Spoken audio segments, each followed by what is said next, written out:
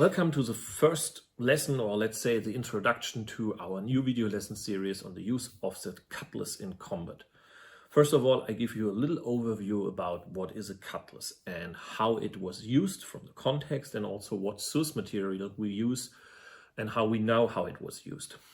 The term cutlass seems to come from the French word couteau, which means like a big knife or a hunting hanger, and essentially the first cutlasses being used in the 16th and 17th century essentially were hunting hangers. So everything which was like a short sidearm, short sword, which could be used as both as a tool and as a weapon. The typical cutlass as we know it, or as we have a picture of it, in my opinion, it heavily comes from the dusak. So in the 16th century, the dusak, which of course is a training weapon with made from wood or leather or both. And of course we have these Tessaks, Dusäge, Deutsch gefasster Säbel. There are a lot of terms for which you could call what you could call essentially a half basket or full basket, or shell guarded short saber or short broadsword. They come in various lengths and various forms. I will show you some examples of that.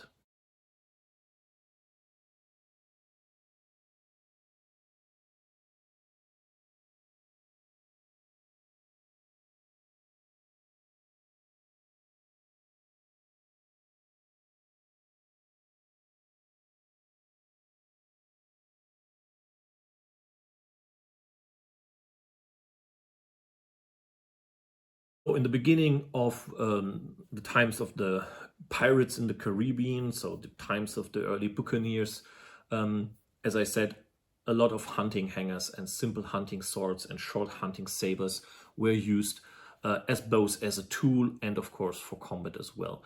And also, you know, all kind of working tools like the machete were used as well. The evolution of the cutlass you can very well see during the 17th century. So in the times of the buccaneers, you see depictions of buccaneers where a typical, what you could call a pirate cutlass evolved. And that was very often a curved short blade with a shell guard on one side. So you have already this maritime motive design where you have a shell guard on one side, sometimes a double shell guard on both sides. Sometimes you had a S-shaped quillon, and sometimes you had a knuckle bow as well. And also you can find examples of typical 17th century infantry hangers, especially like they were used during the English Civil War, which have kind of a simplified basket hilt or half basket hilt. So these types of swords were used during the times of the buccaneers and also during the times of the what is called the golden age of piracy, so in the late 17th and early 18th century as well.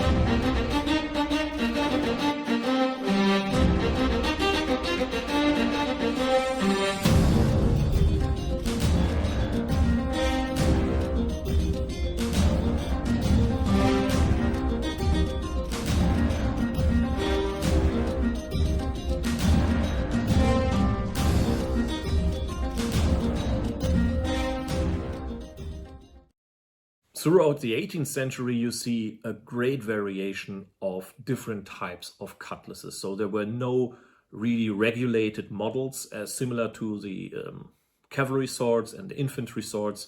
The time of regulated models, regulated types started around, I would say, the mid-18th century, and then heavily more towards the end of the 18th century and the early 19th century.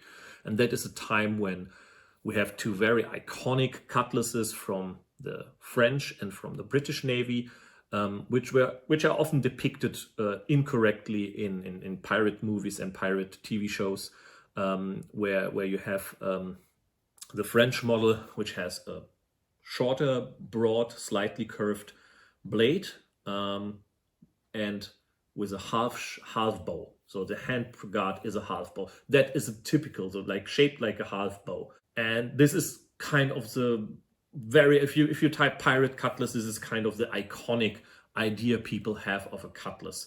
But of course, this is a much later type compared to the earlier types being used in the golden age of piracy. And the other type is the typical British cutlass, which has a pretty long blade compared to other cutlass types, and which has the classical figure 8 shaped guard. So you have two closed figure 8s on the top of your guard and on the front of your guard, so your hand is protected all around quite well. And that is also a very, very iconic cutlass, even though most people don't associate it with a cutlass if they are not into the topic of, master and commander in the Napoleonic era of naval combat.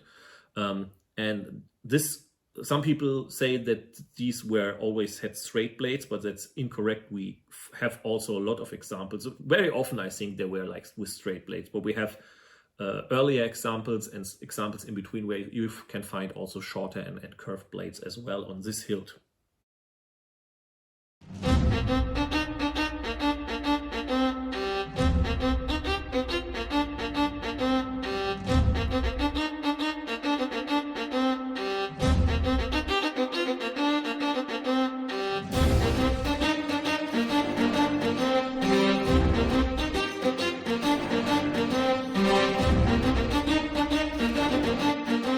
So as I mentioned, the term hanger or infantry swords. So of course, typical cutlasses and typical infantry hangers, you often see in pirate movies and TV shows that they use the sabre briquet, so the French Napoleonic infantry saber, with a simple brass knuckle bow and full guard made of brass, even the handle.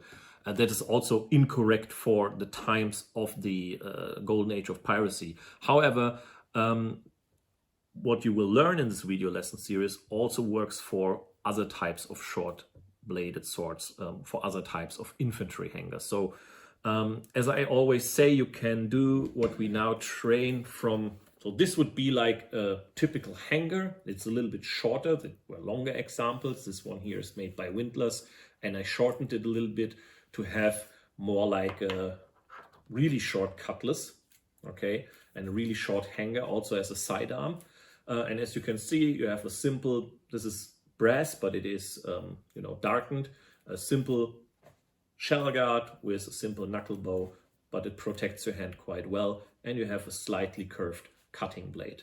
This is one example of how a simple cutlass could look. And also during the 18th century, you can find quite often cutlasses with basket hilts. You can find basket hilts which really look like the dragoon swords or like a typical Highland broadsword, but you can also find more like simpler basket hilts. But it is obviously a basket hilt, so your hand is protected all around. So this is also like a shortened version of the Hanwei backsword. This resembles more like a little bit of a longer straight bladed cutlass, but even things like that could work on board a ship, and especially during the 18th century when there was not really a regulated type first. So this could also work for that.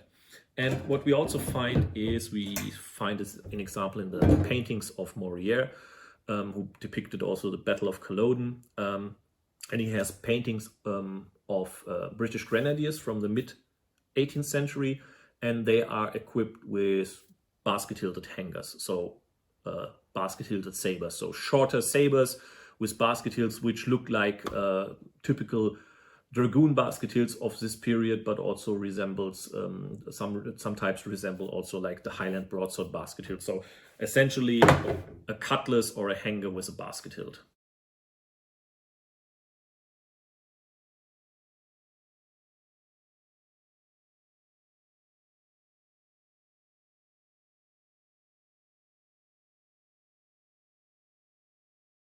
And as you can imagine, this type of basket-hilted cutlass is my personal favorite. So this is a Windlass cutlass blade on an Angelo basket hilt with a new grip and pommel and with an inlay here. And this is what I personally call, in my opinion, the perfect cutlass. Solid hand protection, a slightly curved blade, not too heavy, not too light, This is very good for close quarters. And so, yeah, you can imagine like similar like this, the hangers of the grenadiers looked, and similar types of cutlasses. And types like this cutlass you would find throughout the 18th century. So how do we know how these weapons were used? Well, of course, we have cutlass drill books, but these are mostly from the early 19th century, and throughout the 19th century, we have the Angelo Cutlass, Naval Cutlass exercise. This is, of course, the same as the basic what you would do with a broadsword or saber. So if we want to learn more about specifics of naval combat, of course, the little manuscript, which was unpublished by Lieutenant Pringle-Green.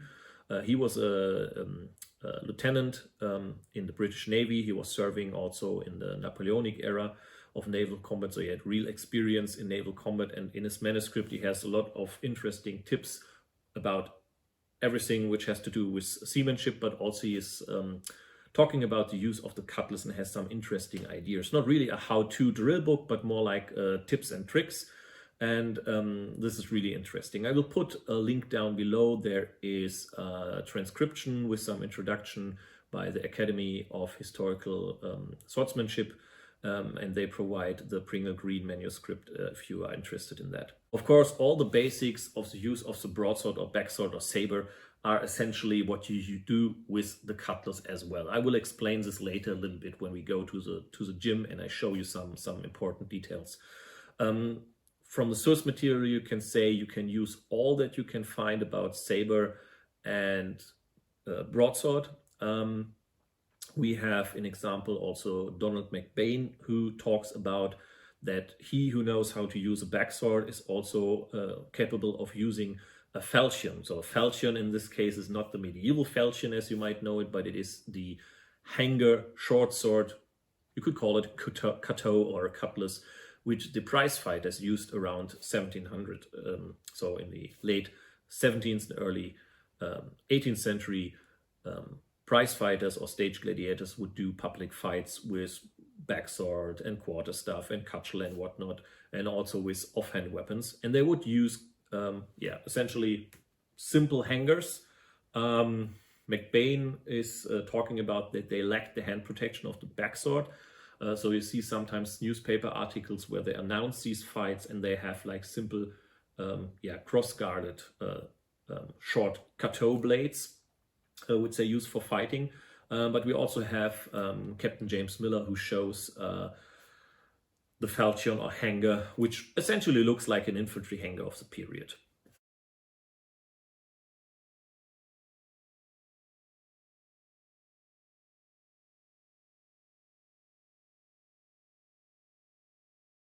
And also we know that the prize fighters would sometimes use double falchion, so double hanger. So, double swords was a thing.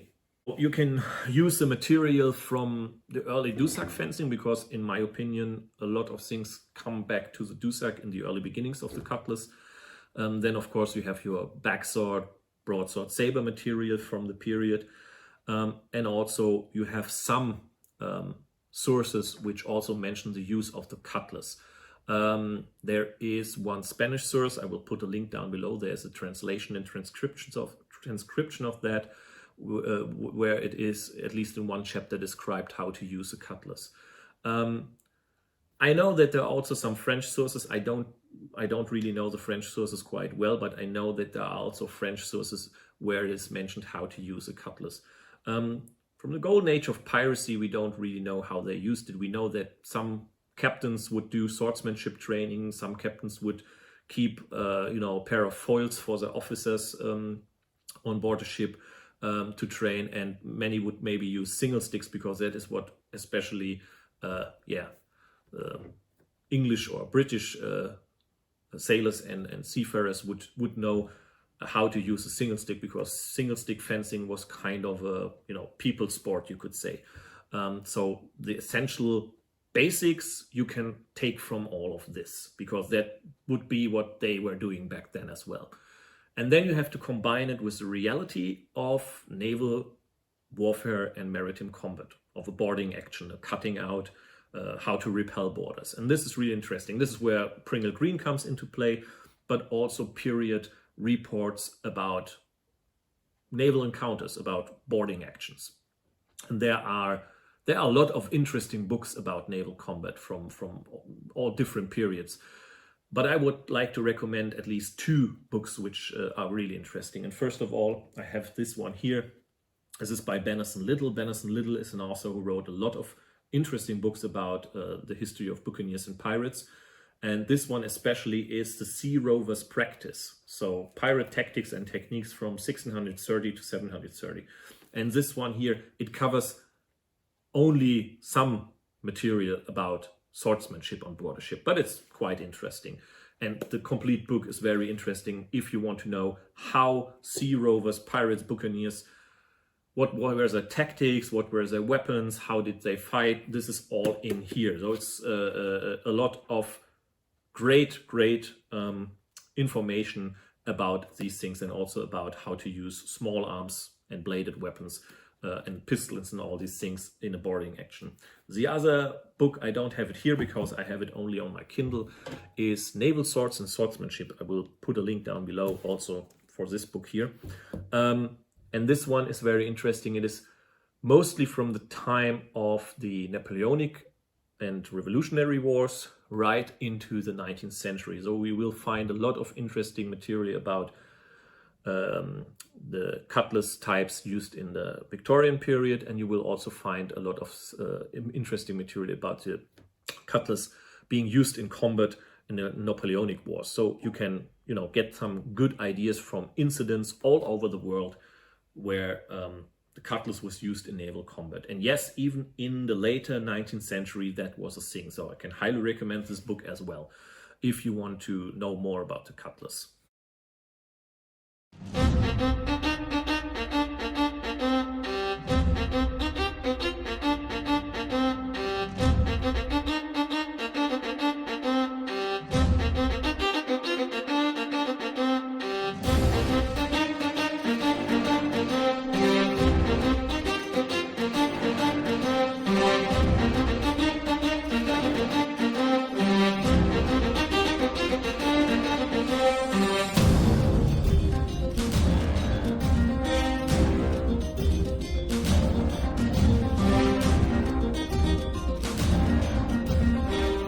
Was like a quick and dirty introduction. It's really just a brief overview about what is a cutlass and how it was used and what material we use, and we will just dive deep into the use of the cutlass in the context of naval boarding actions, because this is what makes it interesting. Essentially, you can use this just like your saber or broadsword or backsword. You can just go and fence with that. That's not a problem at all. It's shorter than your backsword, but you can do the same things, and it's really fun and really interesting to just go and do sparring with that. However, if you want to do more specific drills and more specific, context, true to the context of naval boarding action, you have to keep some things in mind, and that I will show you now. So this was the first little introduction to the use of the cutlass. More to come. I hope you enjoyed it, and I see you in the next lesson.